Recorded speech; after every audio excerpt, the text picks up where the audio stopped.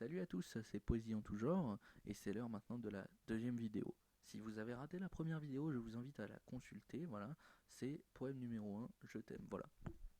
Donc, la deuxième vidéo traite donc d'un deuxième poème que j'ai créé lorsque j'étais sur les bancs de l'université, ce qui est à peu près 10 ans après le premier poème, excusez-moi, traité dans la première vidéo, voilà.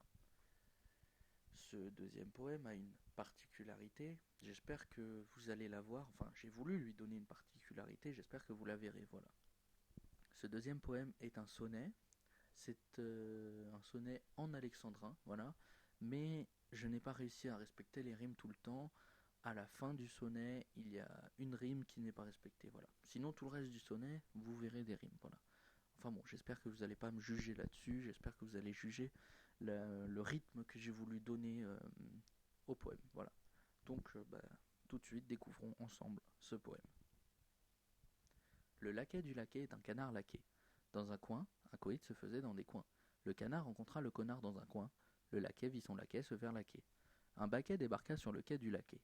D'autres canards se firent bien sûr canarder, mais c'est le laquais qui se fera embarquer sur le baquet qui est sur le quai du laquais. Le coït canardait, le canard faisait coin et la canne fuya se cacher dans un coin. Elle vit le canard embarqué par le connard. La morale de cette histoire du laquais, c'est qu'un canard ne fera jamais un laquais ou se fera embarquer sur un baquet noir.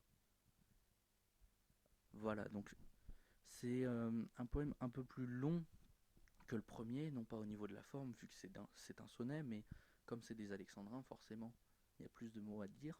Voilà. Maintenant, en fait, j'espère avoir donné un rythme rapide à ce poème. J'espère que voilà, il est presque aussi rapide que le premier. Et en fait, j'ai voulu tout simplement par ce poème prouver que les alexandrins, donc qui sont quand même le pied le plus long en poésie, pouvaient donner un rythme rapide à une poésie. Voilà, tout simplement. Bon, j'espère avoir réussi mon pari. J'espère que vous l'aurez constaté vous aussi. Et tout simplement, j'espère que vous aurez aimé ce poème, même si vous ne l'avez pas constaté, qu'il est rapide. Voilà. Donc, il ne me reste plus qu'à vous souhaiter une bonne soirée. Il ne me reste plus qu'à vous souhaiter une bonne nuit ou une bonne journée suivant à l'heure où vous regardez cette vidéo.